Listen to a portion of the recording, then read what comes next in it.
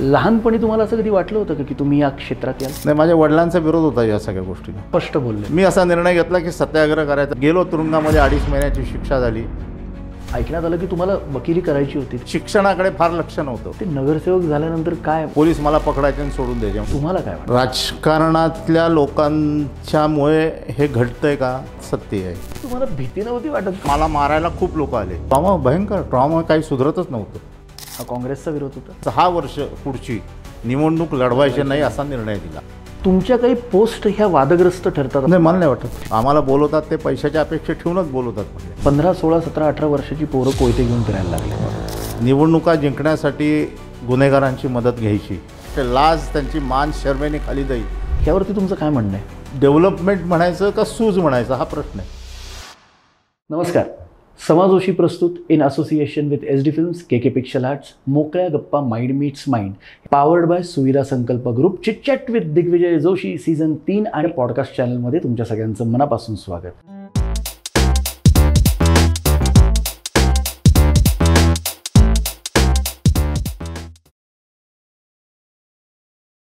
नमस्कार. समाजोशी प्रस्तुत in association with SD films, KK picture arts, मोकळ्या गप्पा माइंड मीट्स माइंड या पॉडकास्ट चॅनलमध्ये तुमच्या सगळ्यांचं मनापासून स्वागत. Powered by Suvidha Sankalp group, chitchat with Digvijay Joshi season 3 आणि आजच्या कार्यक्रमात आज आपण ज्यांच्याशी मोकळ्या गप्पा मारणार आहोत ते माजी विरोधी पक्षनेते उज्ज्वल प्रमिला गोविंद केसकर. आणि आज ते आपल्या पॉडकास्ट चॅनलमध्ये आले आहेत आणि आम्हाला फार बरं वाटतं आहे, कारण खूप काही गोष्टी त्यांच्याकडून समजायच्या आहेत आणि त्यांचा प्रवास जाणून घ्यायचा आहे. उज्ज्वलजी, आपलं मनापासून स्वागत. नमस्ते. तुमचा चेहरा नेहमी गंभीरच असतो का? म्हणजे असं सहज प्रश्न विचारला. मी गंभीर, उलट लोक म्हणतात फार हसतमुख असतो. नाही, पण असं तुमच्याकडे पाहिल्यानंतर असं गंभीर वाटतं. आता काही जणांना गंभीर वाटतं, काही जणांना हसतमुख वाटतं. नाही, असं तुम्ही आत्ता जे तुम्ही असं जी अशी स्माईल दिली आहे तर त्यात असं बरं वाटतं. म्हणजे काय होतं, बोलताना एकदम आम्ही असं मोकळ्यापणाने बोलू. तुम्ही तुमचे प्रश्न मोकळेपणानेच विचारले पाहिजेत.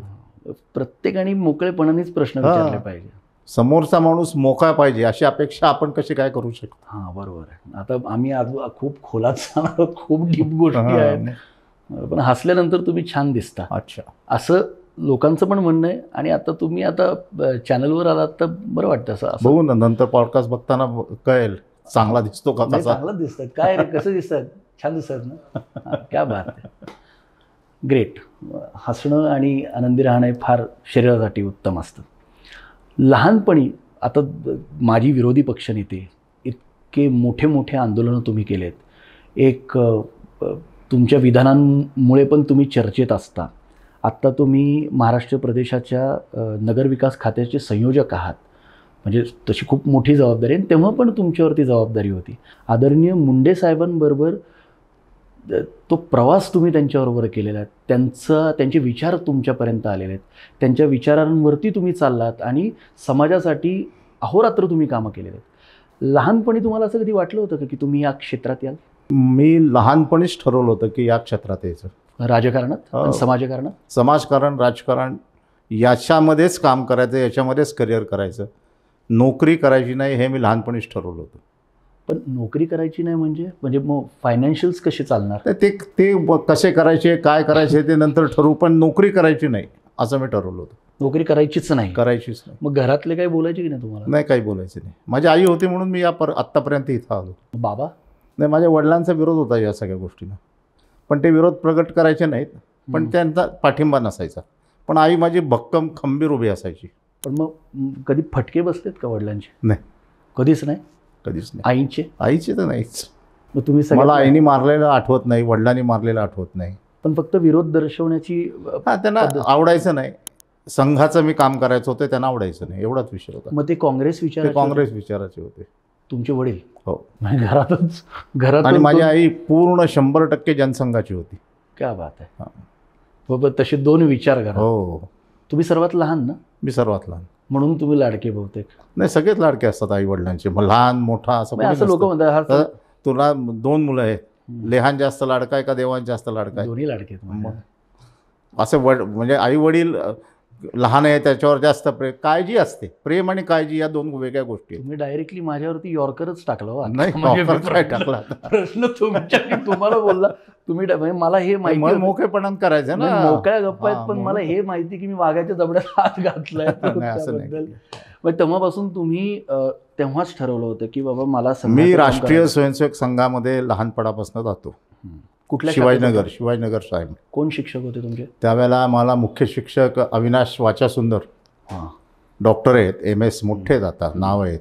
मोरया चॅरिटेबल ट्रस्टचे ते आत्ता सध्या ट्रस्टी आहेत. अच्छा आणि आप्पा बुतकर म्हणून कार्यवाह होते. अच्छा.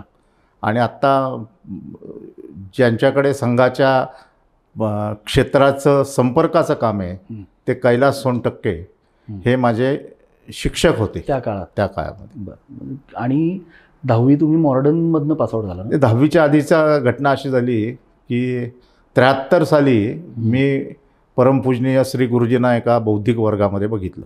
माझ्या आयुष्यामध्ये मी लहान होतो, पण गुरुजींना बघण्याचा योग आला. आणि नंतर त्या बौद्धिक वर्गानंतर त्या बौद्धिक वर्गामध्ये परमपूजनीय गुरुजी काय म्हणाले हे कळण्याचं माझं वय पण नव्हतं. हार्डली 12-13 वर्षाचा मी असेल. आणि याच्यानंतर परमपूजनीय गुरुजींचं निधन झालं. तो एक शॉक होता की ज्या माणसाला आपण आता एक 5-6 महिन्यापूर्वी बघितलं ते गेलेत. एक शॉक होता. आणि त्याच्यानंतर पूजनीय बाळासाहेब देवराव सरसंघचालक झाले. 74 सालामध्ये 1974 साली गुजरातमध्ये चिमणभाई पटेल नावाचे एक मुख्यमंत्री होते. आणि त्यांच्या कारभाराच्या विषयी प्रचंड नाराजी, गुजरात सरकारच्या कामाविषयी नाराजी होती. आणि तरुणाई रस्त्यावर उतरली होती. ती साधारणतः 74 सालची गोष्ट आहे. आणि चिमणभाई पटेलांचं सरकार जावं, भ्रष्ट सरकार जावं यासाठी तरुणांनी जे आंदोलन केलं त्या आंदोलनाला स्वर्गीय जयप्रकाश नारायण यांनी पाठिंबा दिला. बरोबर आहे. आणि देशभर एक असं वातावरण निर्माण झालं की देशातील तरुण सगळे एकत्र आले भ्रष्ट रचनेच्या विरोधात. आणि एक मोठी तरुणाईला असं वाटायला लागलं की आपण काहीतरी करू शकतो, आपण काहीतरी घडवू शकतो, आपण व्यवस्थेला बदलू शकतो. ते चार्ज झाले. असे चार्ज झाले. कारण का जयप्रकाश नारायणांचं स्वातंत्र्य लढ्यातलं योगदान फार मोठं होतं. आणि त्याच काळामध्ये सुदैवाने म्हणा, दुर्दैवाने म्हणा, कोइन्सिडेंट म्हणा, काय म्हणा, इंदिरा गांधी या खटला हरल्या.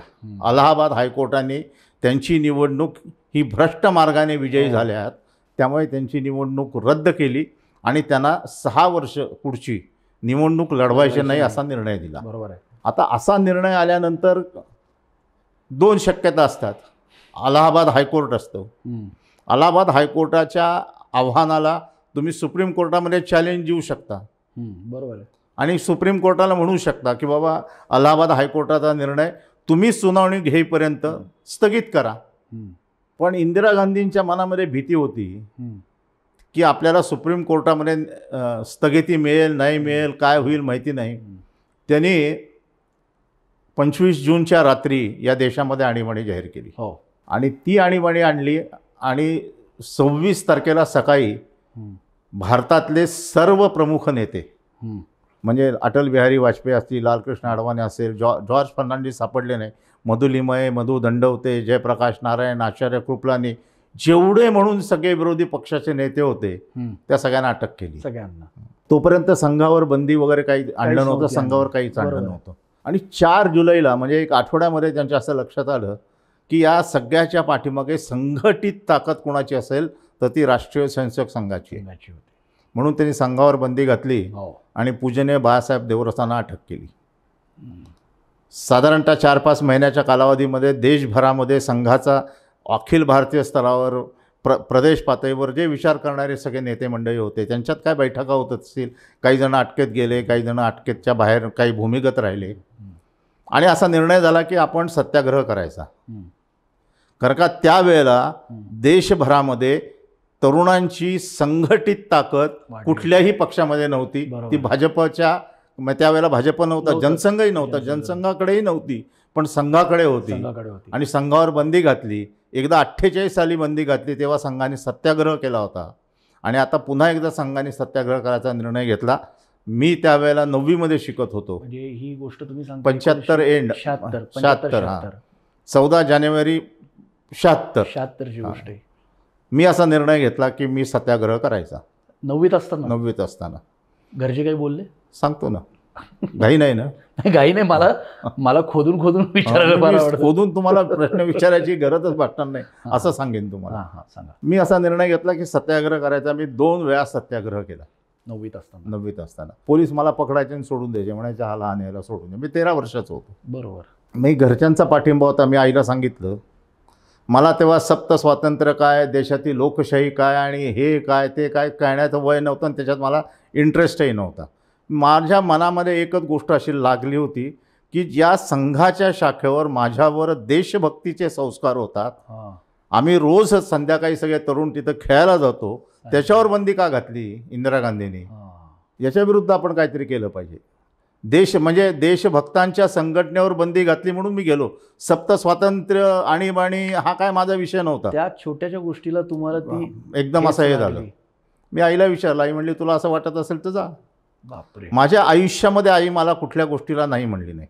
जगात असं एकमेव उदाहरण असेल की आई नाही तर आईच नॉर्मली अडवते, करू नकोस हे करू नको. आम्ही आत्ता एवढे पॉडकास्ट घेतले तर त्याच्यात आम्ही ऐकले की आईचे दणकेच भरपूर बसले. नाही असं म्हणजे आई म्हटली की म्हणजे ते म्हणजे फटका आलाच. आता खूप जण असे आले की ते म्हणतात नाही वडिलांनी नाही फटके दिले, पण आईनी म्हणजे मग समीर बेलवलकर आले होते, ते म्हटले आईनी म्हणजे तुडवलं आहे मला. म्हणजे हे वेगळंच आहे. मग माझा अनुभव एकदम वेगळा आहे. मारल्याचं तर आठवत नाही, पण नाही म्हणल्याचं आठवत नाही. मी नगरसेवक झाल्यानंतर पहिला अहवाल जो प्रसिद्ध केला 2002ला. पहिल्यांदा तुम्ही नगरसेवक? नाही, पहिल्यांदा नगरसेवक 97 साली झालं. मग 2002. हां 2002ला निवडून आलो. पहिल्यांदा मला कॉप केलं. तर तो पहिला अहवाल मी माझ्या आईला समर्पित केला आणि त्याच्यावर असं लिहिलं होतं, जिने आयुष्यात मला कधीही कुठलीही गोष्ट करायला नाही म्हणले नाही, तिच्या चरणी समर्पित. वा वा वा. त्यामुळे आईचा पाठिंबा होता. गेलो तुरुंगामध्ये, 2.5 महिन्याची शिक्षा झाली आणि आतमध्ये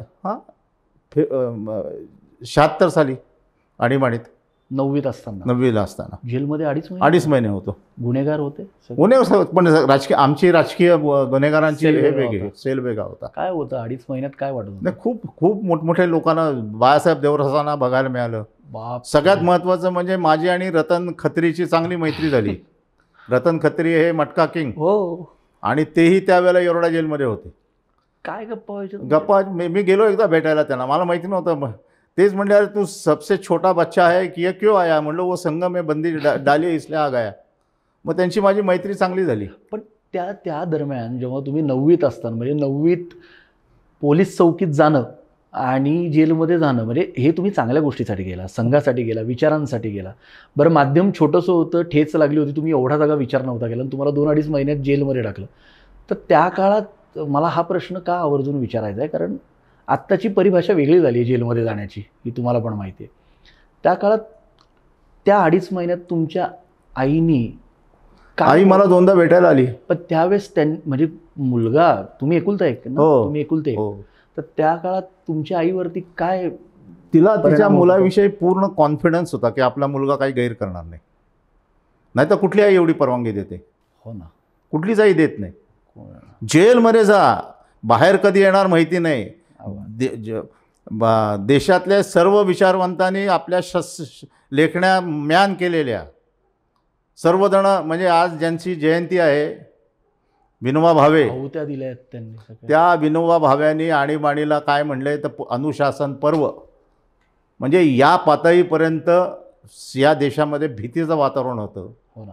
आणि म्हणजे भारत हा पूर्णपणे तुरुंगातच राहत होता. वर्तमानपत्रांनी अग्रलेख छापायच्या नाही, बातम्या काय छापायच्या त्या पोलिसांना दाखवायच्या. बापरे, इतकी भयान परिस्थिती होती.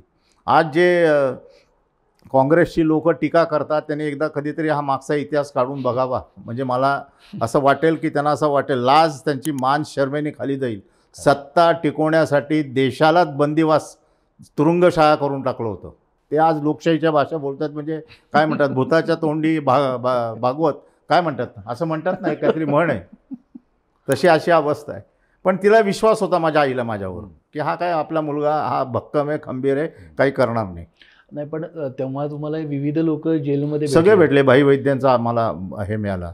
रतनसिंग राजदा नावाचे नंतर खासदार झाले, तेही त्यावेळेला जेलमध्ये होते. ते तशी सगळ्यांशी माझे त्यावेळेला आणि सगळ्यांचा संस्कार सगळ्यांना असं वाटायचं की सर्वात लहान सत्याग्रही हा 13 आणि 14 वर्षाचा मुलगा येतोय. त्यामुळे मला खूप जणांच्याकडनं खूप पॅम्परिंग पण झालं. हो, हां, गुळाच्या पोळ्या वगैरे मला खायला द्यायची, म्हणजे चंगळच झाली. चांगलं झाली तशी. आणि बौद्धिक ऐकायला मिळायचं ना, असं काही संस्कार विचार तसे हो, पडत संस्कार होत गेले. पण त्यातून एक उज्ज्वल दिशा मिळाली आणि त्यातून उज्ज्वल केसकर नाही उदयास त्यातनं आले. नाही मिळाली. उज्ज्वल केसकरकडे पहिली ओरिजिनल होती होती, ना. त्याला एक हे मिळालं, स्टार्टअप बूस्ट मिळाला. हां, स्टार्टअप मिळाला, हो. बूस्ट मिळाला. कारण का मी ठरवलं होतं की नोकरी करायची नाही, माझं शिक्षणाकडे फार लक्ष नव्हतं. तेव्हा ती आपण म्हणतो ना की तेव्हा त्या 9वीत तिथे गेल्यामुळे ती ती ती चिंगारी नाही, तो वय असतं ना 10वी मध्ये आपण पुढच्या करिअरचा विचार करतो. तुम्ही केलाच मी नव्हता. नव्हतंच केलं. मी म्हणलं करायचंच नाही आपल्याला ग्रॅज्युएट व्हायचं. त्यावेळेला ते सुद्धा कशासाठी, तर समाजाला लागतं म्हणून. नाही तर नसतं लागलं. तुम्ही ऑन कॅमेरा हो, बोलतो. मी ऑन कॅमेराच सांगतोय, त्यात काय म्हणजे माझ्या मनातल्या सांगतोय ना, मन की बात आहे ना हे. मन की बात आहे, हां. मोकळ्या गप्पा आहे. म्हणजे नरेंद्र मोदींसारखी नाही, ते मोठे नेते आहेत. ही माझी मन की बात आहे. अगदी बरोबर. म्हणजे मला आता असं वाटतं की पिच एवढं तयार झालंय, आमचे फिल्डर शोधतायत की आता बॉल अडवावा कुठून, कारण आमच्या परे प्रश्न का? नाही. म्हणजे एवढं आम्ही तुमची मुलाखत येत असताना आम्ही खूप विचार केला की प्रश्न विचारताना म्हणजे प्रश्न विचारायची गरज नाही, एवढे उत्तरं सुंदर येतात आम्हाला. आता मला अजून एक गोष्टीकडे वळायचं आहे की तुम्ही 11वी-12वी BMCCला होता. BMCC तिकडे तुम्ही 12वी कंप्लीट केली. किती होते पर्सेंटेज 12वीला? तो 12वीला चांगले असतील, 58 वगैरे असतील. 58-59 असतील. 60 वगैरे नव्हते. हो. नाही. पण तेव्हाही हे संघाचं काम सुरू होतं. संघाचं होतं त्यावेळेला. मी पतित पावनचं काम करत होतो. 12वीमध्ये 11वीलाच मी पतित पावनचं काम केलं. पहिलं आंदोलन केलं आम्ही. मॉडर्न कॉलेजचे प्रिन्सिपल होते लिमये सर. नितीन सोनटक्के अध्यक्ष होते. हो, अध्यक्ष नव्हते, प्रमुख नेते होते. हो. आमचे अध्यक्ष मला आठवल्यापासून शिवाजी चव्हाणच आहेत अजूनही. आम्ही त्यांना अजरामर अध्यक्ष असं म्हणतो. अजरामर अध्यक्ष. 11वीत तुम्ही म्हणजे ही गोष्ट 77-78ची 78 79 फार मोठा लढा दिला आम्ही त्यावेळेला आणि त्याला यश मिळालं. त्यामुळे पतित पावनचं नाव झालं. आणि मग मुलांना असं वाटायला लागलं की आपण पतित पावनमध्ये जावं. जनजागृती झाली, हां. जागृती झाली. नाही, मुलांना असं वाटायला लागलं. त्यावेळेपर्यंतची विद्यार्थी संघटनेची अवस्था असायची की आंदोलन करायचं. एक स्ट्रायकिंग फोर्स म्हणून पतित पावनचा खरं जन्म झाला. पण याचं श्रेय तुमच्या आई नाही, याचं नाही, माझं श्रेय आईला आहे. पण पतित पावन स्ट्रायकिंग श्रेय करण्याचं कन्सेप्ट आणि एक्झिक्युशन हे स्वर्गीय तात्या बापटांची. बरोबर आहे. तात्या बापट, श्रीपती शास्त्री आणि दामोअण्णा दाते ही त्रयी जी संघाची होती, यांनी इतक्या विविध क्षेत्रामध्ये संघाचं काम उभं केलं.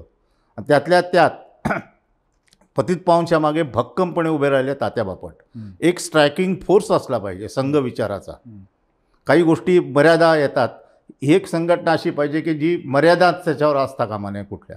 आणि मग पतित पावननी स्ट्रायकिंग फोर्स म्हणून समाजामध्ये काम सुरू केलं. आणि नंतर ती विद्यार्थी चळवळ इतकी मोठी झाली की मी चुकत नसेन तर महाराष्ट्रामध्ये जी दंगल झाली त्या दंगलीनंतर महाराष्ट्रभर पतित पावनच्या शाखा झाल्या. हो. आणि मी विद्यावत्सल अन्नप्रगाडा माझा मित्र, आता ते हयात नाही आहेत, देहदान केलं त्यांनी. हो. आम्ही महाराष्ट्रभर फिरलो त्याच्याबरोबर. आणि प्रवास कसा असायचा आमचा, तर रातराणीमध्ये बसायचं. तेवढ्यापुरते पैसे मिळायचे इथनं. गणेश शेट्टी मित्र होते, म्हणजे पतित पावनचे फायनान्सर होते. ते पैसे द्यायचे. आणि फोन जर आम्हाला करायचा असेल तर त्यांच्या हॉटेलवर जायचं, त्यांच्या हॉटेलवरनं फोन करायचा. आदित्य हॉटेल त्यांचं. कारण का पैसेच नसायचे. सायकलवरनं फिरायचो. त्यावेळेला विद्यार्थी परिषदेचं काम त्यावेळेला विनोद तावडे करायचे. विनोद तावडे देखील सायकलवर. एकदा तर मी आणि विनोद सायकलवर डबल सीट गेलो होतो. हो. हां. चालवत कोण होतं? चालवत मी होतो. तेव्हा विनोद बारीक होते आणि मीही बारीक होतो. त्यामुळे ते विद्यार्थी चळवळीतले अनुभव खूप चांगले होते. आणि हेच चालू होत असताना माझी संघाचं काम चालूच होतं. मी मुख्य शिक्षक झालो, मग कार्यवाह झालो. अशोक शाखा म्हणून खूप मोठी शाखा जी बंद पडली होती, त्या शाखेचे स्वयंसेवक होते गोपीनाथराव मुंडे. ती मी आणि उदय अन्यवार आम्ही दोघांनी चालू केली. अच्छा, म्हणजे हे इथून कनेक्शन इथे सुरुवात. हां.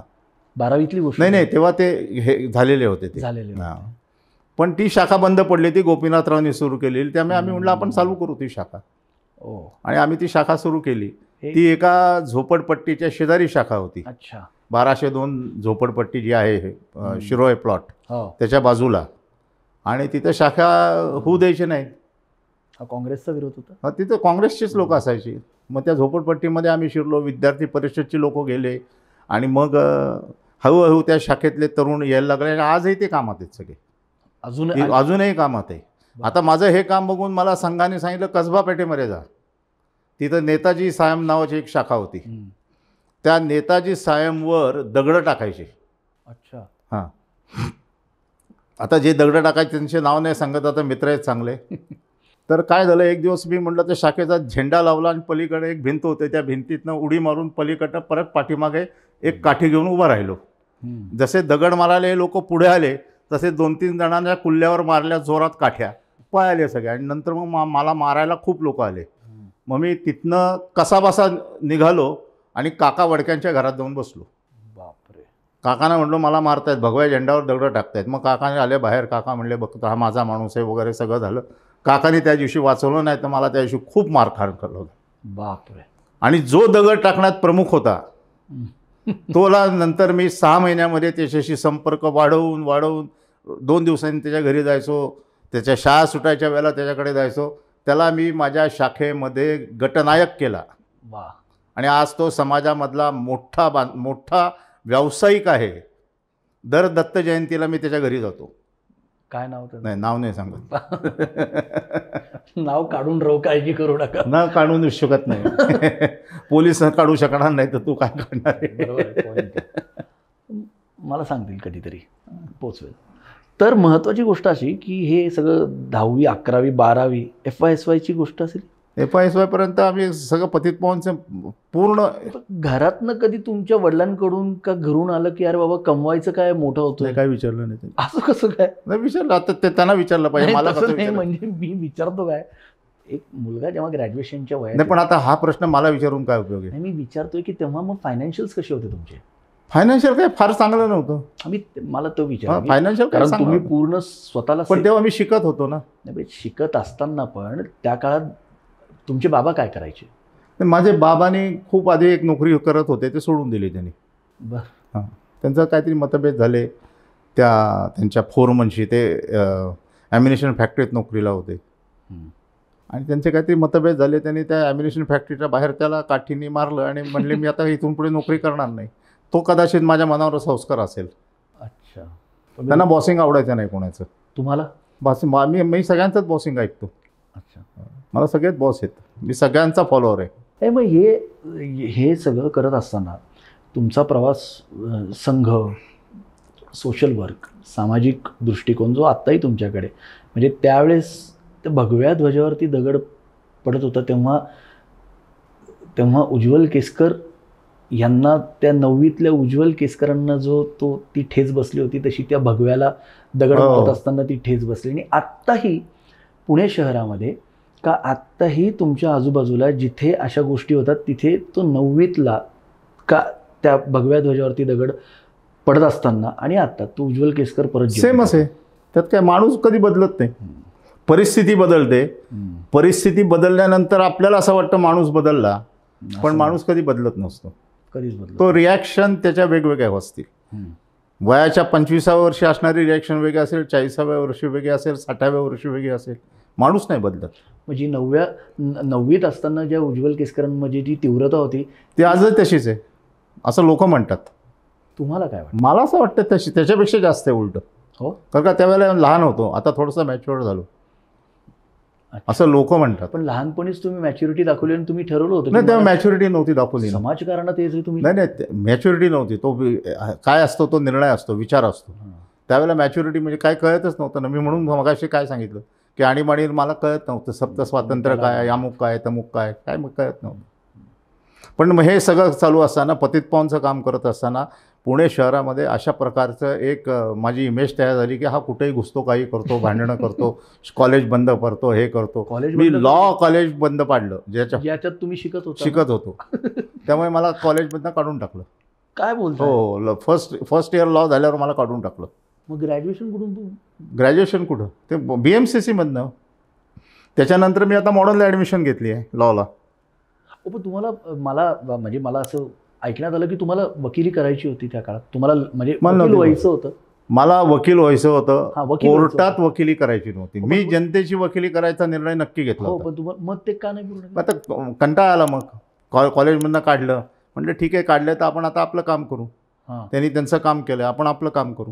हम्म. मग मी काय केलं, मला एक असं लक्षात आलं की युवक, तरुण तरुणी हम्म. यांना एक पुण्यामध्ये सांस्कृतिक प्लॅटफॉर्म नाही आहे. हम्म. मग मी 82-83 साली पुणे युवक केंद्र नावाचं एक केंद्र चालू तुमचं केलं. केंद्र चालू झालं. आणि ते इतकं यशस्वी झालं की साधारणतः 200, 250, 300 कलावंतांचा आमचा रोजचा भेटीचा कार्यक्रम असायचा. ते पैसे कसे उभे केले तुम्ही? ते समाजामध्ये चांगलं काम केलं तर पैसे मला कधी आजपर्यंत कमी नाही पडले. हम्म. त्यावेळेला रवी महाराव म्हणून होते, महाराव इंडस्ट्रीचे, मुकुंदराव गोडबोले होते, हम्म. नंतर अजून एक विभा देशपांडे होते, हम्म. नाना पाटेकर माझ्या कार्यक्रमाला आले. त्यांचे इनिशियल्स अत्यंत नवीन होते, परंतु आम्ही एक युवा गौरव पुरस्कार दिला. त्याचे प्रमुख पाहुणे नाना पाटेकर, पूर्ण नाना पाटेकर त्या कार्यक्रमामध्ये इतके खुश झाले होते. हो. विभा देशपांडेंनी त्यांना आणलं होतं आणि हा एक लँडमार्क कार्यक्रम झाला पुण्याच्या युवकांच्या तुमची ह्याच्यामध्ये. भेट झाली नाना माझी पाटेकर? हो, चांगली भेट झाली. काय म्हटले? काय नाही, खुश झाले ते. तेही अगदी नवीन होते. ही 83-84ची गोष्ट आहे. म्हणजे माफीचा साक्षीदार वगैरे त्या काळात? तो नाही, तोही नंतर आला. त्याच्या अगदी, आधीचं हां, नाटकात- अगदी. ते नाटकात. 82-83ची गोष्ट आहे. 82-83. त्यामुळे नानाही खुश झाले. वा. एवढे संपूर्ण बालगंधर्वचे दोन्ही भरलेले, मध्ये मुलं बसलेली, वरची दोन्ही बाल्कनी बसलेले, वगैरे. खाली मध्ये मुलं मुली, सगळे कॉलेजमधली 22 ते म्हणजे काय म्हणतात त्याला, 20, 21, 22 वर्षाची मुलं मुली सगळे. आणि नानाने तिथं अप्रतिम मार्गदर्शन केलं.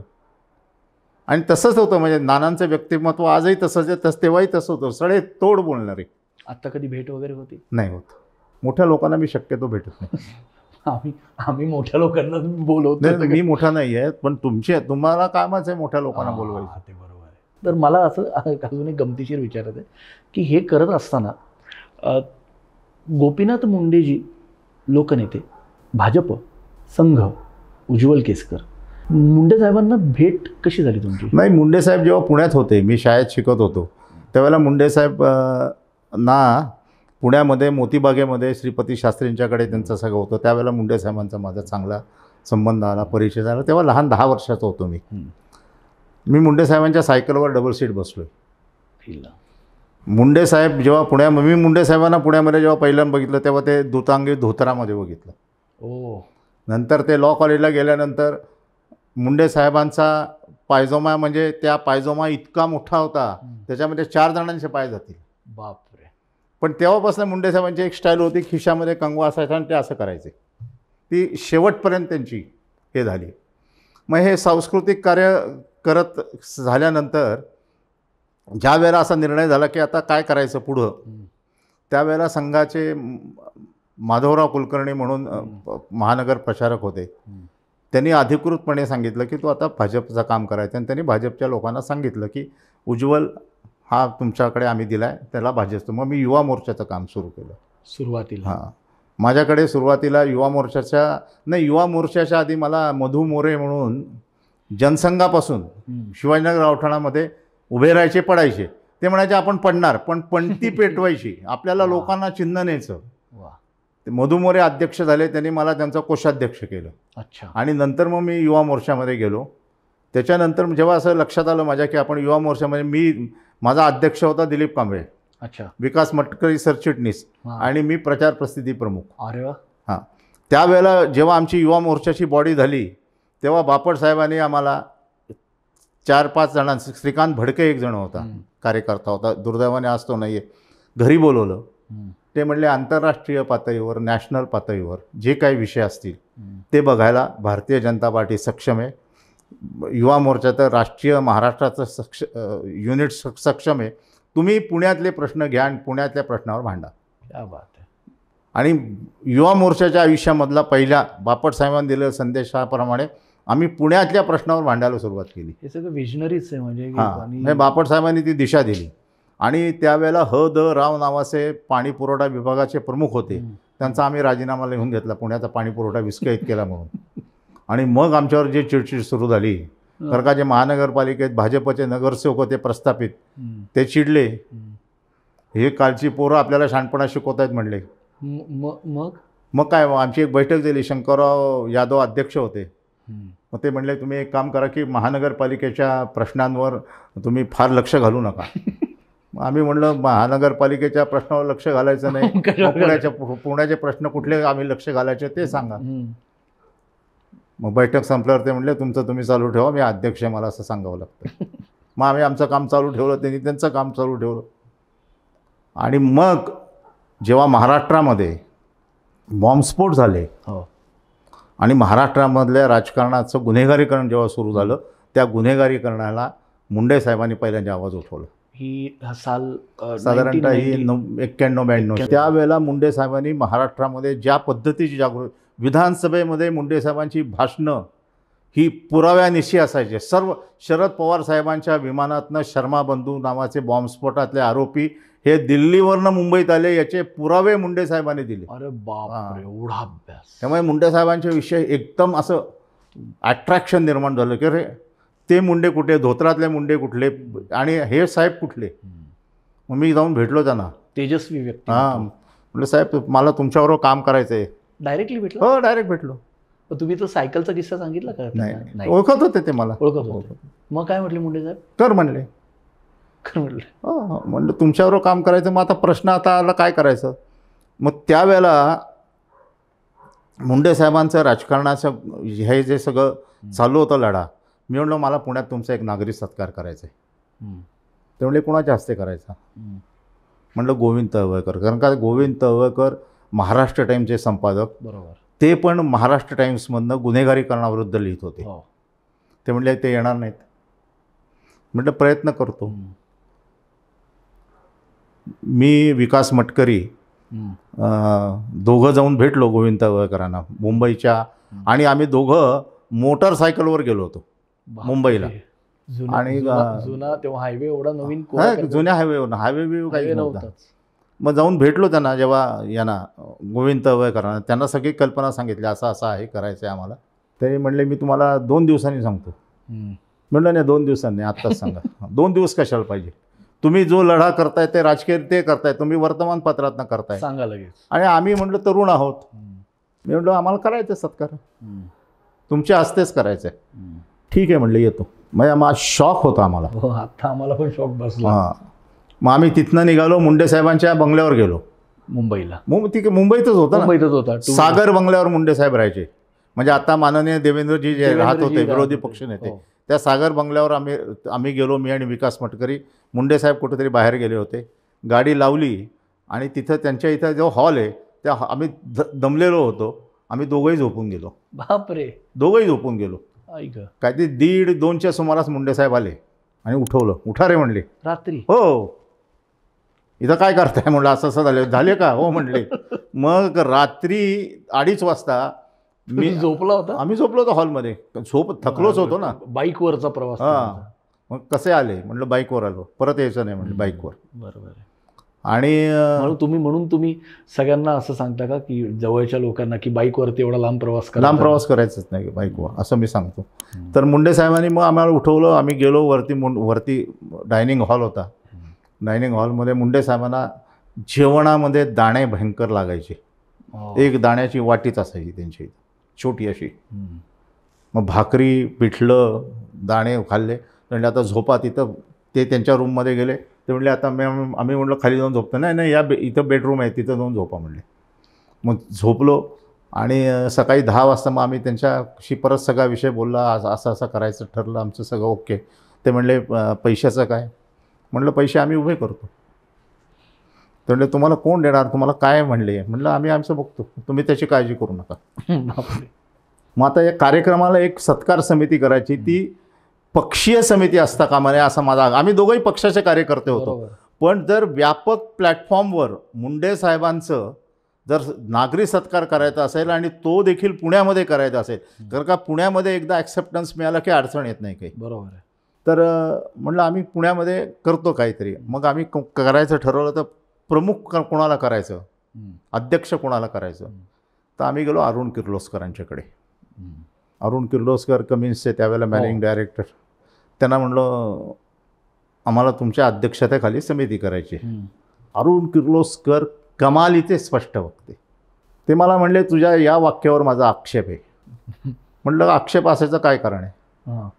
मी आक्षेपार्ह काय बोललोय? म्हणजे काय बोलला? आम्हाला तुम्हाला अध्यक्ष करायचे.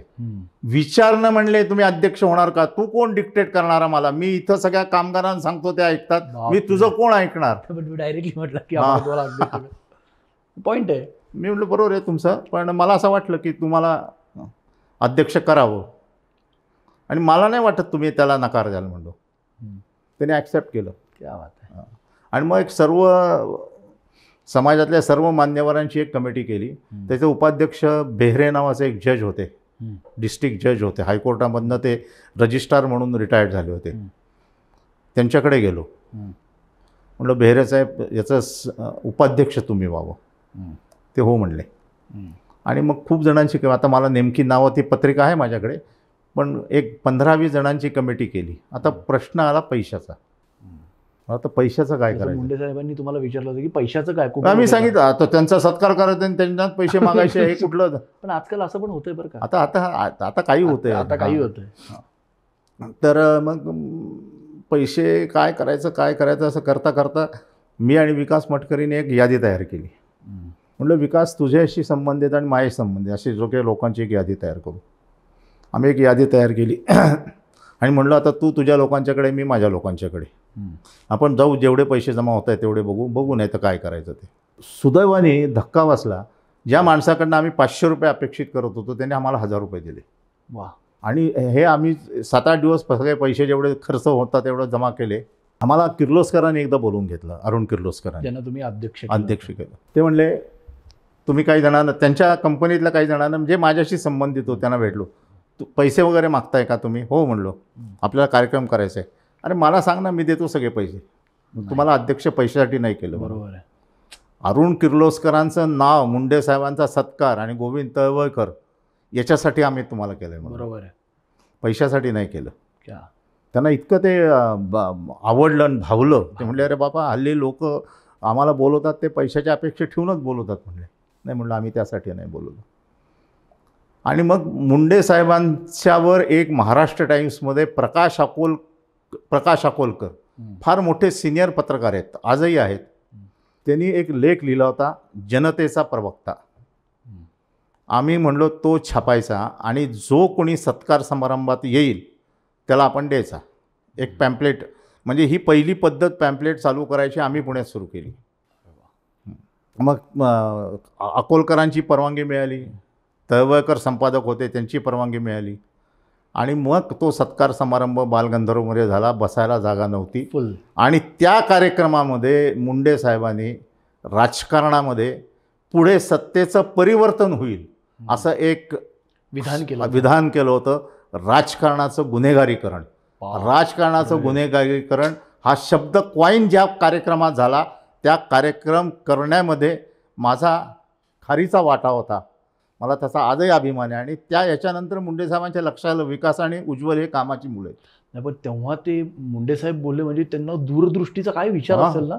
त्यांनी त्या बापरे, भिवंडीत सूर्यराव, कल्याणमध्ये कलानी, असं काहीतरी एक त्यांचं विधान होतं. ते मग राज्य कोणाचे, राजकारणाचं गुन्हेगार. आणि गोविंद तळवळकरांनी जे भाषण केलं त्याच्यामुळे मुंडे साहेब इतके खुश आणि भारावलेले होते की. आणि तशी गोविंदराव तळवळकरांची राजकीय बॅकग्राऊंड, ते अतिशय यशवंतराव चव्हाणांचे अत्यंत जवळचे, काँग्रेसच्या विचाराचे, शरद पवार साहेबांच्या अत्यंत जवळचे, अशी त्यांची साधारणतः माहीत असलेली, खरं खोटं माहिती नाही, एक इमेज असते प्रत्येकाची, आपल्याला जशी भासते तशी त्यांची इमेज. आणि त्याच्यामध्ये त्यांनी मुंडे साहेबांच्याबद्दल जे भाषण केलं, जे बोलले, त्यामुळे एक वेगळ्या प्रकारच्या उंचीवर कार्यक्रम गेला. आणि या कार्यक्रमानंतर महाराष्ट्रभर राजकारणाचं गुन्हेगारीकरण ही संकल्पना रूढ झाली. आणि मग त्याच्यातनं पहिल्या संघर्ष यात्रेचा कार्यक्रम निघाला. तो संघर्ष यात्रा जी झाली 1993ला, ज्याच्यातनं आम्ही सत्तेवर आलो महाराष्ट्रामध्ये पहिल्यांदी, त्या यात्रेमध्ये मुंडे साहेबांनी मला प्रचार प्रसिद्धी प्रमुख नेमलं. आणि तेव्हापासून मुंडे साहेबांच्या आजपर्यंत आजही माझ्या पाठीमागे मुंडे साहेबांचाच फोटो असतो. हो, तुमच्या ऑफिसमध्ये. असं ते नातं होतं त्यांना. आणि ज्या दिवशी त्यांचं दुर्दैवी निधन झालं त्या दिवशीचा शेवटचा फोन मला होता. दुर्दैवाने मला त्यांनी मुंबईला बोलवलं होतं, ये मुंबईला म्हणले, पण गेले त्या दिवशी त्या दिवशी रात्री 1:30 वाजता नायर म्हणून माझा CBIला जबाब झाला. CBIने माझा जबाब घेतला. शेवटचा फोन माझा होता. त्याच्यानंतर मुंडे साहेब गेले. म्हणजे इतकं माझ्या रात्री 1, 1:30, 2 वाजता मुंडे साहेबांचा फोन यायचा. 2 दिवसांनी का होईना मुंडे साहेबांचा फोन यायचाच. असं मुंडे साहेबांचं नातं होतं. त्याच्यानंतर गेल्यानंतर मला तर 5-6 महिने मी रात्री फोन घेऊन बसायचो, मुंडे साहेबांचा फोन येईल म्हणून. ट्रॉमा पडला. ट्रॉमा भयंकर ट्रॉमा, काही सुधरतच नव्हतं. आणि मग पंकजाची जी पुन्हा संघर्ष यात्रा हे निघाली त्यावेळेला आम्ही होतो सगळे. तेव्हा वहिनी म्हणाल्या होत्या, जे साहेबांसाठी करतो ते सगळं पंकजासाठी करायचं. तुम्ही केलं. एक कॅराव्हॅनच घेऊन गेलो आम्ही सगळं, त्याच्यामध्येच सगळी व्यवस्था. आणि त्याच्यातनं आम्ही मोकळे झालो. साहेबांच्या जो ट्रॉमा बसला होता त्याच्यातनं. महानगरपालिकेत तर खूप काम केलं आहे. महानगरपालिकेत गुंठेवारीचा प्रश्न मी केला. हो. महाराष्ट्रामध्ये या आपल्या पलीकडे कर्वेनगरमध्ये 110 हेक्टरवर म्हणजे 250 एकरवरची गुंठेवारी केली. आज त्या भागामध्ये लोकांच्या डोक्यावर टांगती तलवार नाही. म्हणजे आम्ही काय म्हणलो की आपण लोकांसाठी काम करायचं. एक कामाची पद्धत पण लोकनेते गोपीनाथ मुंडेंची तुमच्या बरोबर ती टच होतच होती ना, कारण तुम्ही त्यांच्या विचारांनीच करत होता. नाही, मी संघाच्या विचारांनी करत होता. पण जेव्हा तुम्ही त्यांच्याबरोबरही मुंडे साहेब आक्रमकच होते, मी आक्रमकच होतो लहानपणापासून. त्यामुळे दोघांचं मिश्रण झालं आणि मुंडे साहेब तर आदर्शच होते. तुम्ही ती गोष्ट सांगितली ती फार, म्हणजे ही गोष्ट तुम्ही कुठे बोलला नाही. कुठली? ज्या फोन कॉलची, ही पहिल्यांदाच या पॉडकास्टमध्ये बोलला. पहिल्यांदा सांगितली तुम्हाला. बाप रे, ऑन रेकॉर्ड सांगतोय.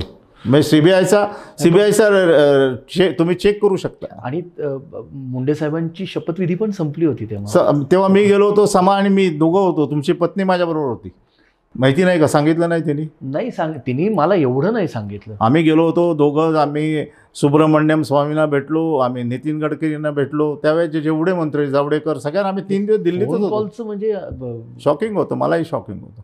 तुम्ही बोलत असताना तुमचे डोळे नाही, भावनांवर कुठं कंट्रोल ठेवायचं मला कळतं. आपल्या भावनांचा बाजार मांडायचा नसतो. वा.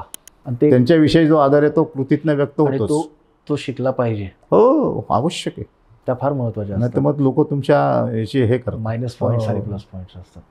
हे पण एवढं सगळं, हे सगळे जे विचार हे जे घडत गेले तुमच्यावरती, खरंच मला ह्या गोष्टीतनं, ह्या पॉडकास्टमधनं सांगायचं आहे की खरंच त्यांच्या आई प्रमिलाजी यांना खरंच नमस्कार आहेत. कारण काय म्हणजे फक्त एक शब्द असतो की कर, तू व्यवस्थित करतोयस, मी सोबत आहे. तो सोबत असणं, म्हणजे जसं तुमच्या आईंच्या बद्दल बोललात, जे तुम्हाला गुरु लाभले तुमच्या प्रत्येक संघामध्ये, मुंडे साहेब असतील, आणि त्यानंतर तुम्ही नगरसेवक झालात 1997. तो फार मोठा किस्सा आहे.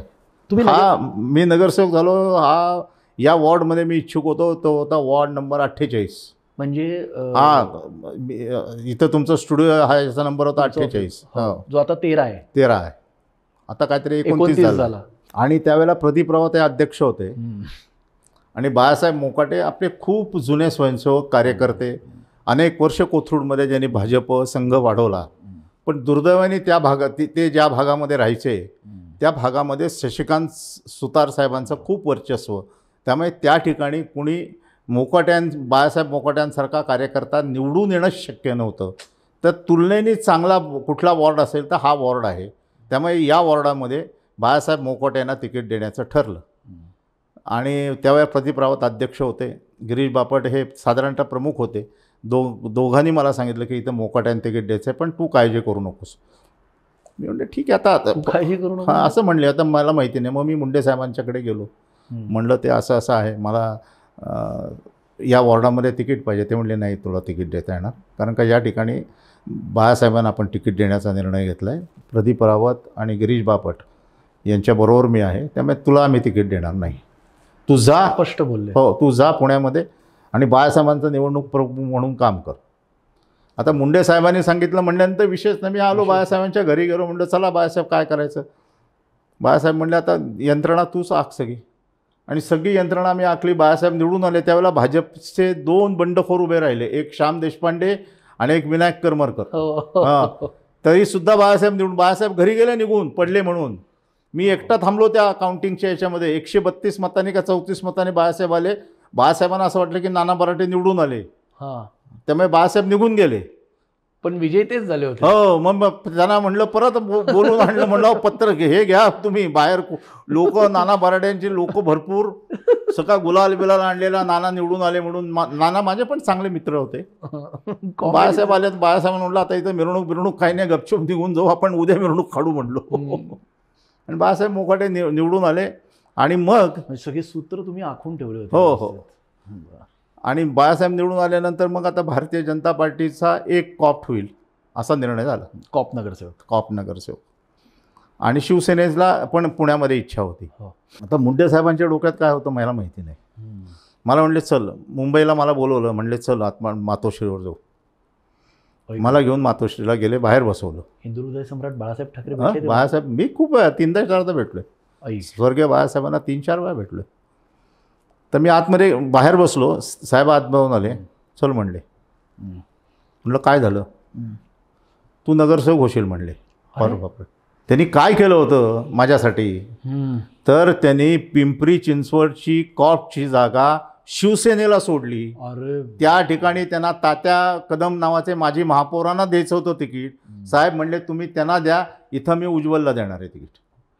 आणि त्यामुळे ती जागा सुटली. पण इथं परत असं घोटाळा झाला की एका ज्येष्ठ नेत्याला असं सांगितलं होतं की तुम्ही आता महानगरपालिका लढायची नाही, तुम्हाला आम्ही कॉप्ट करतो. अरे बापरे. त्यामुळे इथं टाय झाला. आता टाय झाल्यानंतर बॉल गेला प्रमोद महाजनांच्या कोर्टामध्ये. प्रमोदजी मला चांगले ओळखायचे. मला साहेब म्हणले चायनाचं डेलिगेशन आलं होतं ताजमध्ये, त्यातनं जाताना म्हणले आम्ही कार्यालयात थांबणार आहोत, तू प्रमोदजींना भेट. मी म्हटलं आता काय भेटा, तर तुम्ही करणार म्हणल्यानंतर प्रमोदजींना काय भेटण्याचं काय सांग. प्रमोदजींना मला काही द्या, मागा. प्रमोदजींच्याकडे मागणं म्हणजे अवघड होतं. मग आता तरी म्हटलं आता मागायला पाहिजे, नाही मिळालं तर ठीक आहे म्हटलं आता काहीतरी साहेब करतील आपलं. साहेब उपमुख्यमंत्री होते. मग प्रमोदजींना म्हणलं की ऑप्शन 2 नावं आहेत ना म्हणले, माझ्याकडे कानावर आलं आहे. हे प्रमोदजी बोलले? हां, 2 नावं आहेत, तुझं एक नाव आहे आणि आणखीन एक नाव आहे, आता काय करायचं? जे तुम्ही नेते म्हणत होता ते. मी म्हणलं प्रमोदजी तुम्ही 33व्या वर्षी खासदार झालात, मला 32व्या वर्षी नगरसेवक तरी करा. ज्यांचं नाव तुमच्या डोळ्यासमोर आहे त्यांचं वय 63 आहे म्हणलो. 32 वर्षाचा माणूस काम करू शकेल का 63 वर्षाचा माणूस काम करेल? जा म्हणले, झाला निर्णय. म्हटलं काय निर्णय झाला ते उद्या सकाळी कळेल म्हणलं. मग बापट मी मुंबईतनं निघालो. बापट साहेबांचे तेव्हा ॲम्बॅसिडर कार होती. आम्ही पुण्यात पोहोचेपर्यंत प्रदीप रावत आलेच आहे बापट साहेबांकडे, तुझा फॉर्म भरायचा निर्णय झाला आहे म्हणले. तुम्हाला म्हटलं? हो. आणि मग फॉर्म बिम भरला. ज्यांच्या तिकडे तिकीट नाकारलं त्यांच्याकडे गेलो, त्यांच्या पाया पडलो. ते माझे गुरुच होते, शिकवायचे मला कॉलेजमध्ये. जे दुसरे होते ते आशीर्वाद घेतले त्यांचे. गेला पाहिजे ना, अशी गुरु होते माझे. इन्सिडेंट आहे आता का? आणि फॉर्म भरायला गेलो, तो फॉर्म भरायला माझ्याकडे ॲफिडेव्हिट नाही. कारण का 2 दिवस आम्ही मुंबईमध्ये बसून ते एक ॲफिडेव्हिट लागतं. बापरे. तेव्हा लग्न झालं होतं का तुमचं? नव्हतं ना, निर्णय झाला म्हणून मी ॲफिडेव्हिट. नाही, लग्न झालं होतं का तेव्हा? हो, लग्न झालं होतं ना. 32. समा 1-1.5 वर्षाची होती आणि ईशान 1.5 वर्षाचा होता. 97 सालची गोष्ट आहे. तर मग ॲफिडेव्हिट नाही. त्यामुळे ते दुसरे जे उमेदवार होते ते सगळे तयारीत बसलेले होते. आता याच्याकडे त्यावेळेला ॲफिडेव्हिट कुठं मिळणार? आणि ॲफिडेव्हिट नाही मिळालं तर माझा फॉर्म बाद. सुहास कुलकर्णी चंद्रकांत छाचेड्यांच्याकडे गेलो. चंद्रकांत छाचेड्यांचे अनंत उपकार माझ्यावर जे आहेत ते, त्यांनी रेडीमेड कोरं ॲफिडेव्हिट मला दिलं. फक्त मी हाताने भरलं आणि वेळेत फॉर्म दाखल. बापरे. सुहास कुलकर्णी, चंद्रकांत छाचेड या दोघांनी त्या दिवशी जर ॲफिडेव्हिट दिली नसतं तर मी नगरसेवक झालो नसतो. आणि तुम्ही नगरसेवक झालो. ते नगरसेवक झाल्यानंतर काय मनात काय असं समाजासाठीच काम करायचंच होतं आपल्याला. पण एक प्लॅटफॉर्म मिळाला तेव्हा तुमच्या आई. आणि त्यावेळेला आम्ही तुमच्या आईंना तेव्हाच तुम्ही लिहून दिलं होतं ना काय अहवाल? नाही, तो 2002ला. कॉपचा अहवाल कशाला द्यायचा लोकांना ना, तो पार्टीला द्यायचा असतो. तर मी असा निर्णय केला की आता महानगरपालिकेत जायचं. त्यावेळेला माझ्या एक पक्षाचे ज्येष्ठ नगरसेवक होते, त्यांनी मला एक बोलून घेतलं एकदा. कोण होते ते? नाव नाही सांगत. नाव नाही सांगणार. ते म्हणले एक काम करायचं, 3-4 महिने सभागृहात बोलायचं नाही म्हणले, फक्त सगळं ऑब्झर्व करायचं, ऐकून घ्यायचं, सगळं ऐकायचं. 3-4 महिन्यानंतर आपण निर्णय करू, तू बोलायचं का नाही बोलायचं. बापरे. हां, मी आता ज्येष्ठ होते त्यामुळे म्हणलो हो ठीक आहे, म्हणलो मान्य आहे म्हणलो मला. मग तुम्ही 3-4 महिने नाही बोलला का? आता सांगतो ना, ऐका की, काही कशाला. नाही मग काहीतरी असं काढायचा प्रयत्न करतो आम्ही. नाही, तुम्ही न काढताच मी तुम्हाला सगळं खुले सांगतोय. मन की बात चालू आहे ना आपली. मन की बातमुळे मी कट करतो तुम्हाला. मन की बात आणि तुम्ही म्हटलात खरं मोदीजींचा पण ऐकतो, कट केलं 2 मिनिटं. तुम्ही एकदा मोदीजींबरोबर पण पुण्यात फिरलात ना? हो, मोदीजी माझ्या घरी जेवलेले आहेत. हो ना? बाईकवर तुम्ही? बाईकवर, माझ्या एंड सुझुकीवर. एक डॉक्टर श्रीपती शास्त्री यांनी एक पुस्तक लिहिलं होतं, हां, ख्रिश्चॅनिटी इन इंडिया. श्रीप्रकाश नावाचे राज्यपाल होते, काँग्रेसने नेहरूंनी ज्यांना अपॉइंट केलं त्यांनी. त्यांच्या एका पुस्तकावर एक ख्रिश्चॅनिटीवर एक परिसंवाद झाला आणि त्यावेळेला श्रीपती शास्त्रींनी एक जे भाषण केलं ते त्यावेळेला टेप केलं. एवढ्या सुविधा नव्हत्या. प्रदीप रावतांनी ते टेप केलं होतं आणि मग त्याचं टेक्स्ट सगळं रायटिंग झालं. ते सगळं पुस्तक प्रकाशन करायचं ठरलं. ते सगळ्या भाषांमध्ये करायचं ठरलं आणि ते गुजरातमध्ये कोणी करायचं तर नरेंद्रभाईने करायचं असा निर्णय झाला. मग ते राहायला आले इकडं मोतीबागेमध्ये. हां, आणि 2-3 दिवस झाले काही त्यांच्या हातनं ते काम होईना. मग एकदा श्रीपती शास्त्रींनी त्यांना सांगितलं अरे की क्या हो चल रहा है इतने 2-3 दिवस. हां, तर मीच त्यांना मोतीबागेतनं श्रीपती शास्त्रींच्याकडे एंड सुझुकी, माझी गाडीचा नंबरही आठवतोय, 100 नंबर. 100च नंबर? हो, 100 नंबर होता. काय काय म्हणजे गाडीवरती काय काय बोलले? आम्हाला फार उत्सुक. हो, बोलले ना, काय क्या है मूड कैसा है, म्हणलं बहुत गुस्से में है. ठीक आहे, गुस्सा मैं देखता हूँ म्हणले. ऊर्जा तेव्हा जाणवली त्यांची? अरे माणूस ग्रेटच येतो. त्याच्यानंतर श्रीपती शास्त्रींच्याकडे गेल्यानंतर श्रीपती शास्त्री काय नरेंद्र कल सुबह देता हूँ. शास्त्रींना वाटलं की परत, आणि त्या दिवशी रात्री 1 टाकी ट्रान्सलेशन करून सकाळी ते घेऊन गेले होते. वा वा. ही डेडिकेशन त्यावेळेला लक्षात आलं होतं. इतका डेडिकेटेड माणूस आहे. तुमच्या घरी जेवले ते? हां, भाकरी आणि पिठलं माझ्या आईच्या हातचं. अरे वा. खूप वर्षापूर्वी, 82-83ची गोष्ट आहे. परत त्या विषयावरनं आपला तो विषयावर कनेक्ट होऊयात की तुम्ही मग नंतर तुम्हाला सांगितलं की 3-4 महिने तुम्ही सभागृहात. हां, मी म्हटलं आता पण ठीक आहे, नाही बोलायचं. सभागृहात गेलो. मी म्हटलं अरे 3-4 महिने सभागृहात नाही बोलायचं, काय करायचं. मग माशा तर मारत बसू. पण सभागृहात माशा पण नव्हत्या. आणि एक विषय आला. तो विषय असा होता की औंधला स्विमिंग टँक आणि त्याचं उद्घाटन. त्यावेळेला पुण्यात पाण्याची टंचाई होती आणि त्याच्यामध्ये म्हणले आपल्याला हे करायचं. मी म्हटलं आता जाऊ दे, जे ज्येष्ठ आहे त्याला म्हटलं पायानंतर चुकलं म्हणून पाया पडू. जे मी भाषण ठोकलं ते इतकं आवडलं लोकांना, माझाच कॉन्फिडन्स वाढला. म्हटलं आपण चांगलं बोलू शकतो सभागृहात, लॉजिकल बोलतो, मुद्दे बोलतो. आणि मग आम्ही आंदोलन करायचा निर्णय घेतला रस्त्यावर. उद्घाटनाच्या दिवशी आम्ही कलमाडींच्या विरोधात पुण्यात बोलणारी माणसं कोण होती तर त्या काळात मी आणि विकास मटकरी होतो. घाबरायचे कलमाडी साहेबांना. हो, दरारा, भयंकर दरारा होता. मग विकास मटकरीला त्यांनी 0 बजेट दिलं. 0 प्रभागाच्या याच्यामध्ये 0 बजेट विकास मटकरीला. बापरे. मग मी म्हणे विकास मटकरी म्हटलं आपण आता काय करायचं तर आपण ॲप्रोप्रिएशन करू म्हणलं, म्हणजे वर्गीकरण करू. मग कलमाडी साहेबांचे ड्रीम प्रोजेक्ट कुठले आहेत त्याच्यामध्ये वर्गीकरणात आम्ही ठराव दिला. बजेटला ठराव देत नाहीत शक्यतो. जे चेअरमन देतो ते ॲक्सेप्ट करायचं, हीच परंपरा आहे. आणि मग कलमाडी साहेब चिडले. अरे ते म्हणले बजेटला उपसूचना नसते, हे 2 जण देत आहेत, तुम्ही काय करताय. त्यांच्या नेतृत्वावर चिडले ते. आणि म्हणजे महानगरपालिकेच्या इतिहासात कलमाडींच्या ड्रीम प्रोजेक्टला विरोध. मी म्हटलं आता आपण बाजीरावचं ऐकायचं, फांद्या कशा तोडायच्या, झाडच तोडून टाका म्हणलं, त्याच्यावरच वार करू. या सगळ्या गोष्टीची तुम्हाला भीती नव्हती वाटत का हो? भीती म्हणजे काय होतं, माझा दारूचा धंदा नाही, माझा बांधकाम व्यावसायिक नाही, मी काय हे नाही, नंतर माझं काय परमिट रूम, बिअर बार काही नाही, माझा काही धंदा नाही. मला घाबरायचं कारण काय आहे? हे घाबरतात कशासाठी? ईडी लावा, सीडी लावा, बीडी लावा, काडी लावा, काही लावा, आपल्याला काहीच प्रॉब्लेम नाही आहे ना. काय करतील, माझं काय करणार आहेत ते. पण तुमचं त्या काळात हॉटेल होतं की एक? ते हॉटेल होतं, मी बंद केलं ना. बंद केलं मी, नगरसेवक झाल्यानंतर बंद केलं. नगरसेवक झाल्यानंतर बंद केलं. नाही करायचं म्हणलं आपल्याला. आणि त्यावेळेला माझं 30,000 रुपये, 97 साली 30,000 रुपये पर डे माझं इन्कम होतं. 30,000 रुपये बंद केलं. म्हटलं नाही का, नगरसेवक झालो आता काही नाही आता काय. आणि त्यानंतर मला मला मला मला मूळतः म्हणजे तुम्ही जे त्या 1992मध्ये जेव्हा तो बालगंधर्वला कार्यक्रम भरवला, इतका सुंदर फुल भरला होता, नंतर तुम्ही सांस्कृतिक गोष्टी करायला लागलात. ते मगाशी ते आधी करत होतो. आधी करत होता ना, बरोबर. तर त्यावेळेस त्याच्यानंतर मी जवळपास IMDR आपलं ARAI, नंतर NABARD, reserve bank, bank of Maharashtra या 4 मेस, भारती विद्यापीठाच्या 2 मेस मला पतंगरावनी, स्वर्गीय पतंगरावनी बोलवून दिल्या होत्या. हो, मला म्हणले तू चड्डीवाला आहेस मला माहिती आहे म्हणले, पण तू चांगला कार्यकर्ता आहेस, तू 2 मेस घे. सांभाळ. क्या बात आहे.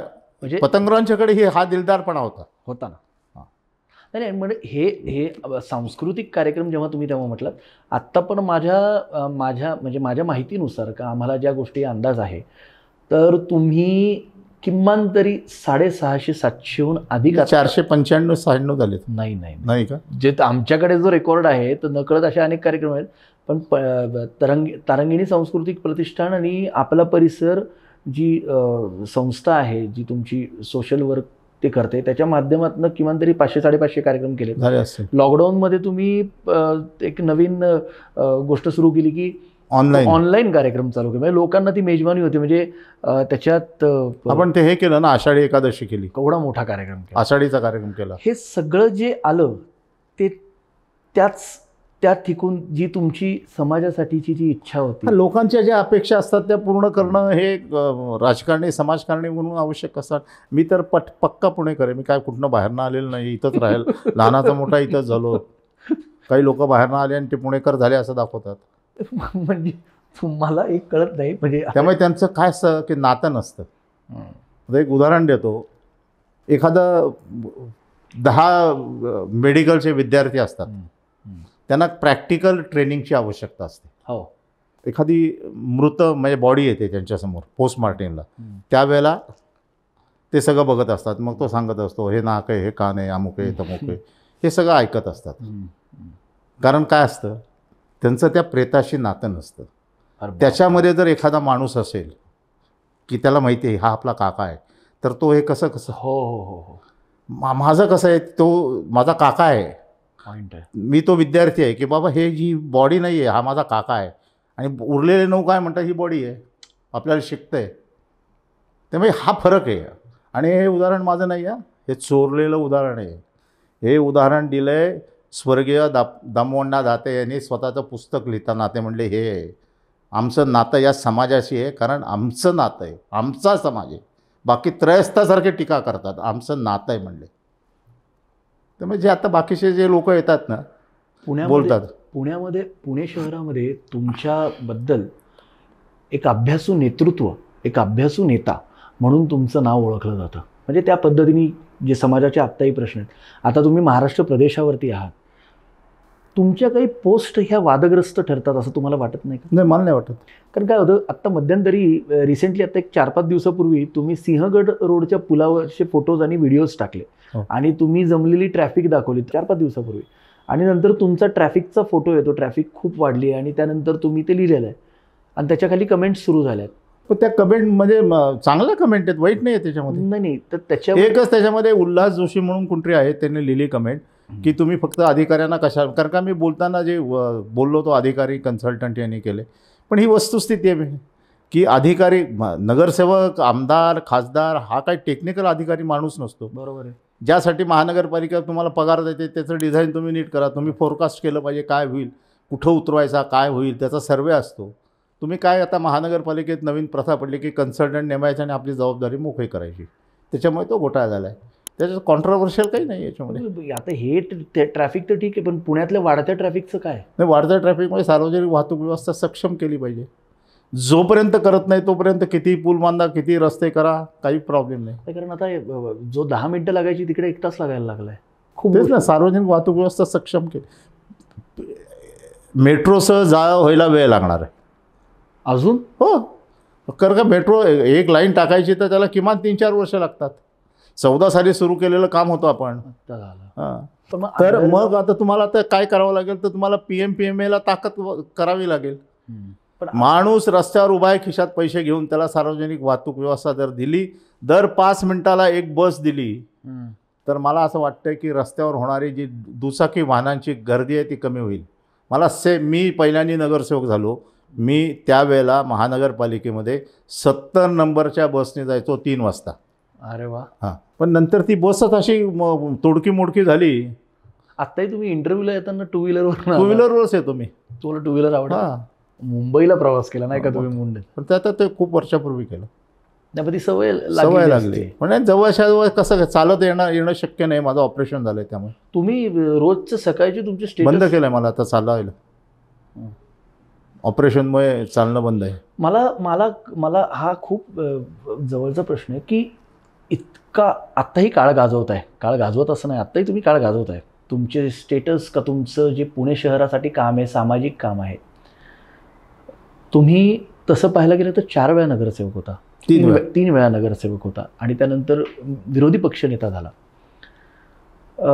एक फार प्रत्येक जे आमच्या पॉडकास्टला राजकीय क्षेत्रातील जे लोक आलेत, मान्यवर आले, त्यांना हा प्रश्न विचार, पण मला खास करून तुम्हाला हा प्रश्न विचारायचा आहे की तुम्हाला असं नाही वाटलं की तुम्ही आमदार व्हावं? का नाही वाटलं? म्हणजे वाटलं होतं, वाटलं की प्रयत्न पण केला. प्रयत्नही केला. मला माझ्या नावावर एक मतदारसंघ सुटला होता. कुठचा? हा, खडकवासला.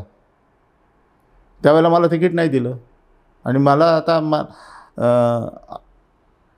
त्यावेळेला मला उभं राहण्या नको म्हणले त्या, आणि मुरली अण्णांनी तिकीट दिलं. तो माझ्या नावावर मतदारसंघ सुटला.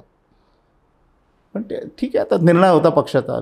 पक्षानंतर वेगळा निर्णय घेतला, नंतर परत वेगळा निर्णय घेतला, त्याचं मी पालन केलं. तर ठीक आहे, माझी काही तक्रार नाही.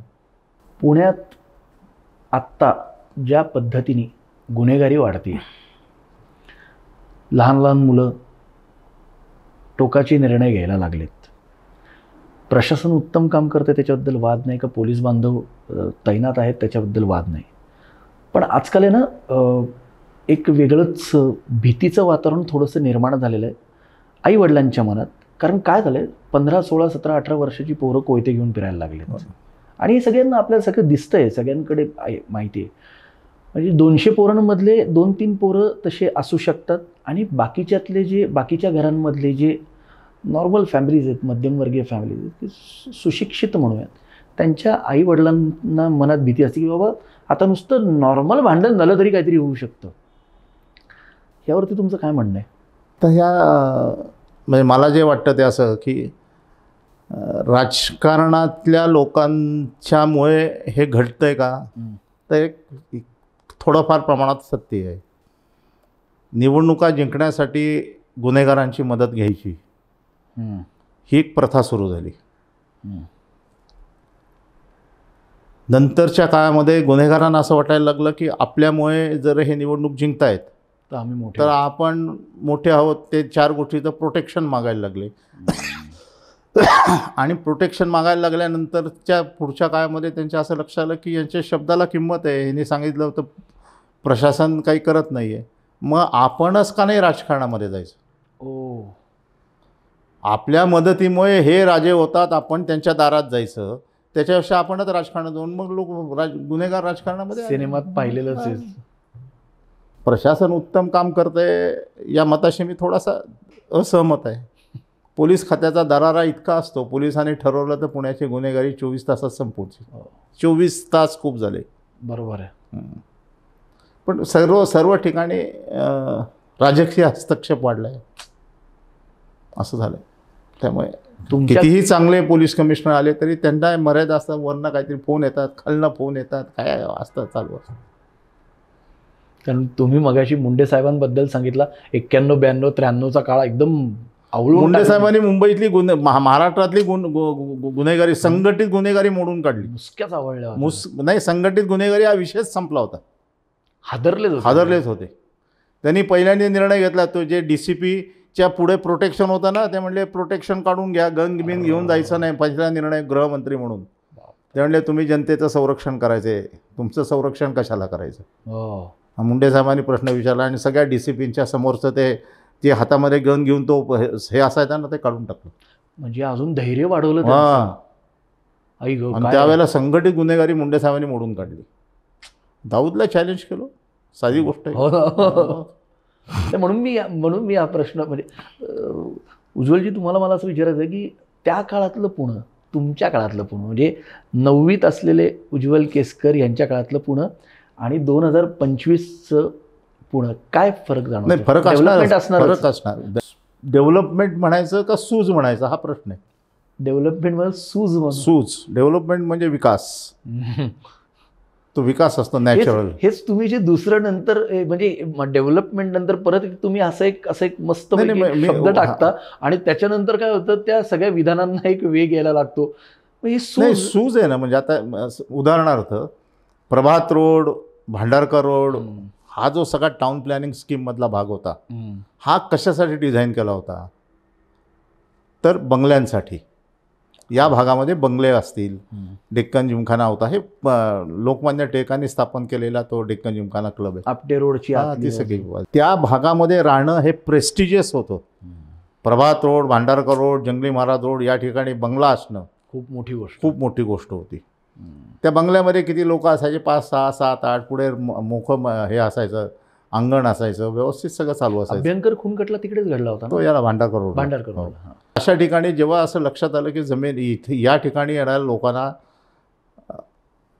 स्वतःचं प्रेस्टिज आहे, एक प्रेस्टिज सिम्बॉल आहे. कुठं राहतो? फर्ग्युसन कॉलेज रोडला. कुठं राहतो?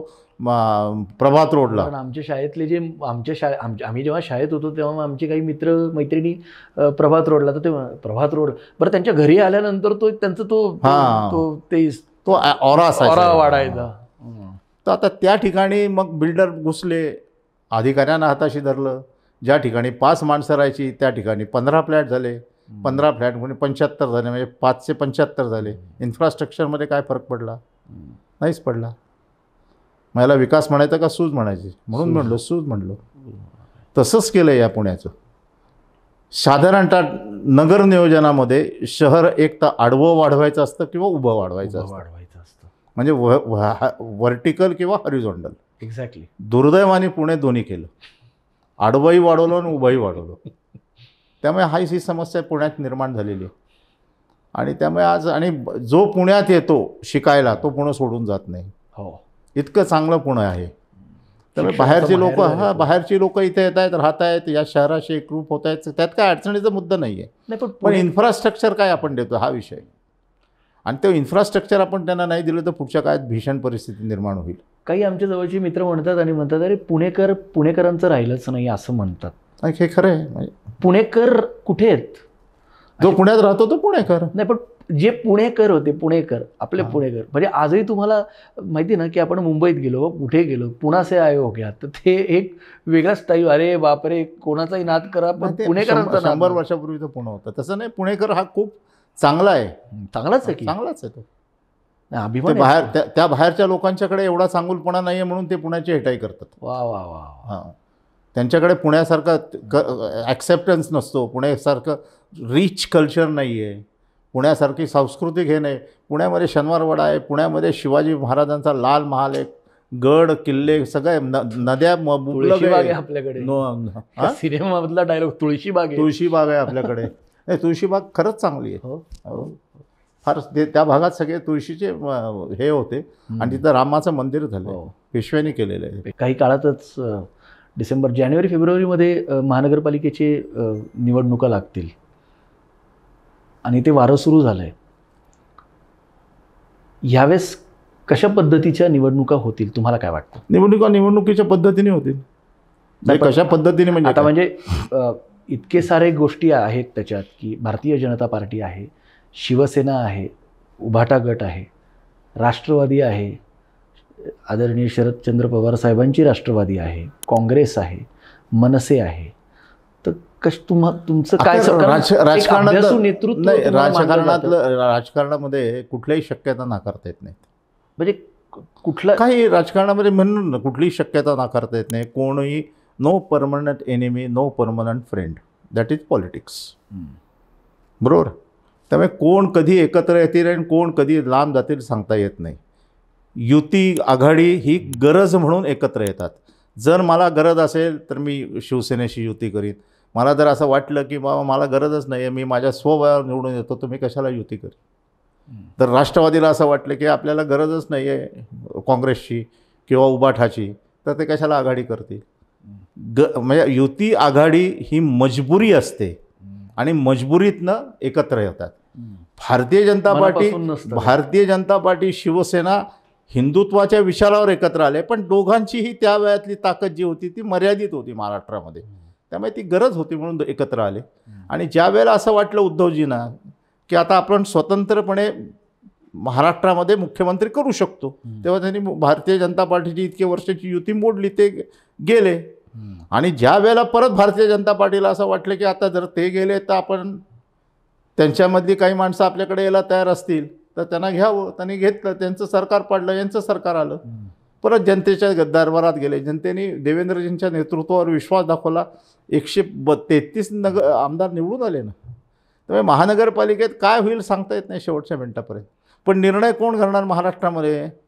देवेंद्रजी, नंतर एकनाथजी, अजितदादा पवार, शरदरावजी, उद्धवजी, राजजी.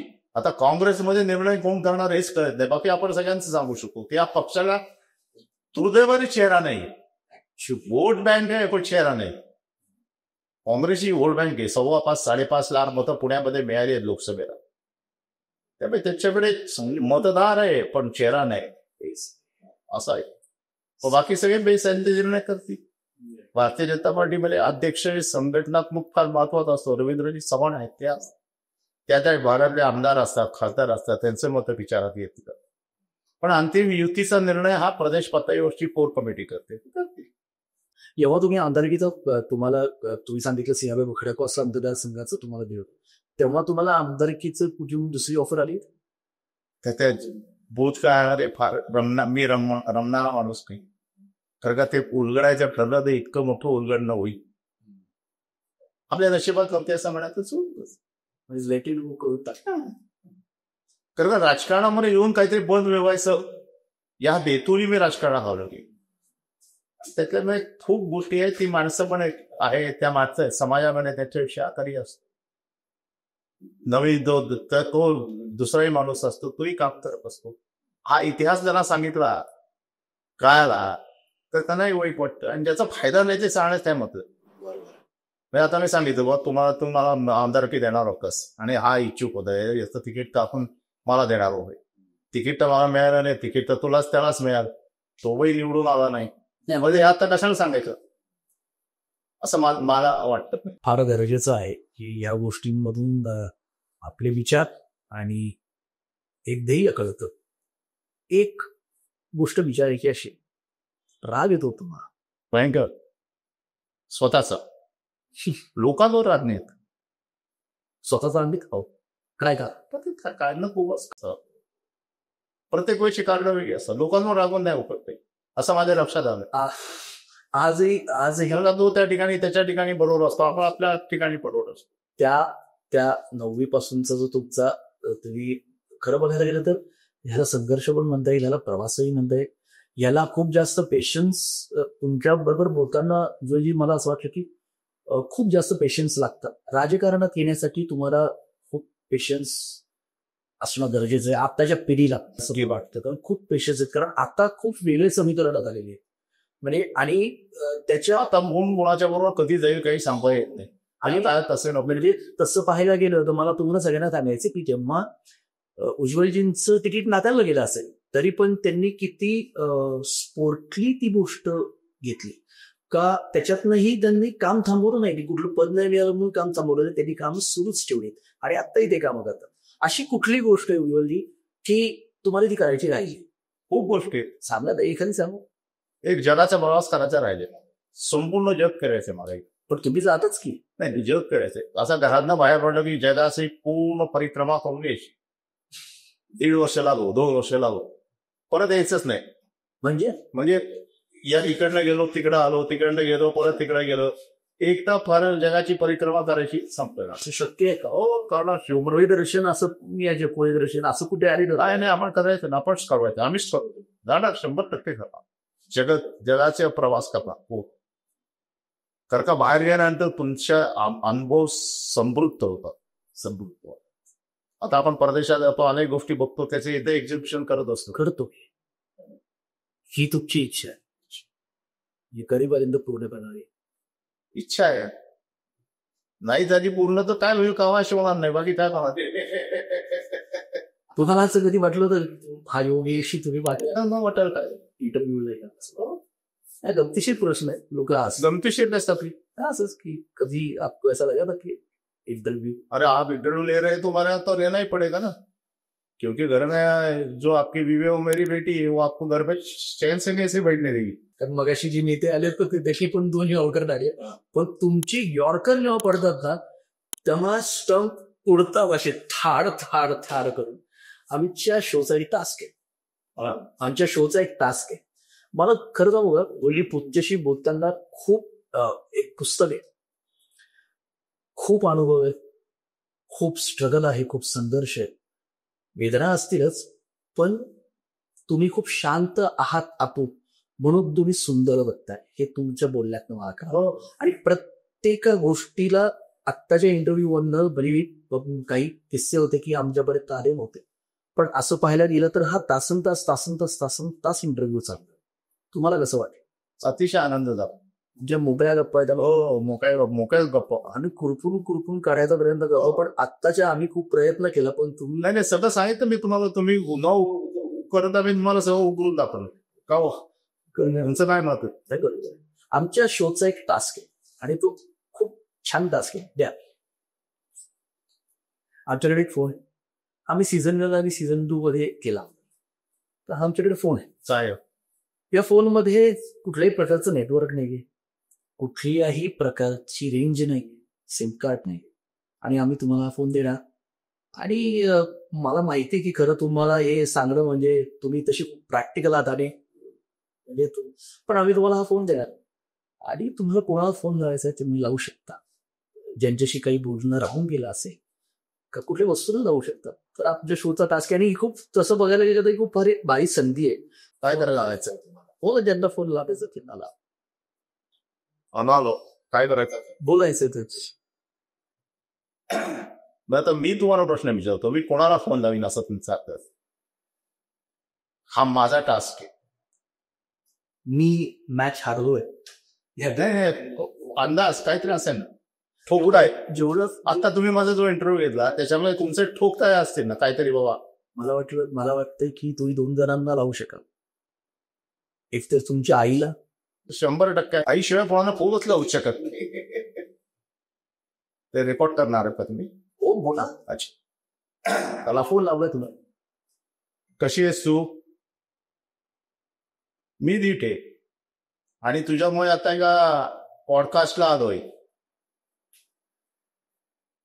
इतिहास सगळा सांगितला म्हणून माझी आई अशी होती की जिने मला आयुष्यामध्ये कधी एक धपाटा घातला नाही, मला कधीही कुठल्याही गोष्टीला नाही म्हणली नाही. जो काळ असा होता की त्या काळामध्ये देश तुरुंग झाला होता, लोकांच्या मनामध्ये भयभीतता होती, त्यावेळेला तुम्हाला आणीबाणीत तुरुंगात जाण्याची परवानगी दिलीस आणि माझ्या जीवनाला कलाटणी दिलीस. याच्याबद्दल आता सगळं मी बोललो नाही. आई म्हणून तुझं कर्तव्य होतं, पण अशा सगळ्या आया नसतात. आता हल्ली अभ्यास केला नाही तरी मुलाच्या पाठीत धपाटा लागतात. नाही तुम्हाला कधीच अभ्यासाबद्दल बोलली नाही हे मला माहितीये. तुला मुंडे साहेब भेटत का वरती? नाही भेटले, मग भेट येईल का? नाही त्याचे तर अनंत उपकारच आहेत. तू तर बघितलाय त्याच्या संघर्ष यात्रेपासूनचा माझा त्यांचा जवळीक. आपल्या घरी किती वेळा आले ते. हो, आणि पळमोळची त्यांच्यामुळे तर खरं मी नगरसेवक झालो पहिल्यांदा. भेटले होते, आहे तसेच आहेत का पडत? चल ठेवतो, त्यांचा पॉडकास्टची पण वेळ संपत चालली आणि मलाही जायचंय. परत फोन आठवण आली की फोन करीन, कारण का खाल्लं वरती फोन करायची सोय आहे, वरला खाली फोन करायची नाही. हा सॅटेलाइट वरती असतात ना. चाल ठेवू का? हो सगळे ठीक आहेत, सगळे ठीक आहे. पूर्वा, समा, ईशान अमेरिकेत असतो. आठवण येते. ते दोघं लहानपणी चिकन खायचे आणि तुझी पप्पी घ्यायचे, तुला आवडायचं नाही ते अजून आठवत आहे त्यांना. हो चाल ठेवतो. ओके धन्यवाद.